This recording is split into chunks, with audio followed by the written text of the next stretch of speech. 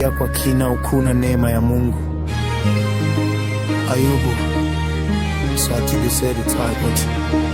kugundua Injili katika kitabu cha Ayubu, na Timkele ikiongozwa na mimi mwana wa kusudi Ojele.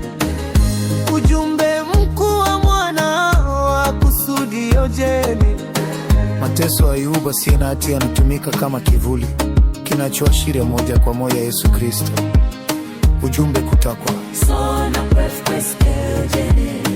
kumpata Mungu katika joruba kuu.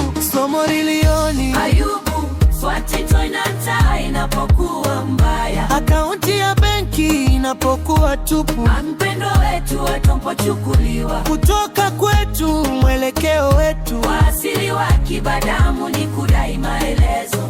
Tunataka formula ya hisabati, tunataka kuamini kuwa tukuwa wema. Mambo mema hututokea tukiwa wabaya, mambo mabaya hututokea. Lakini kitabu cha Ayubu kinavunja kabisa formula hiyo.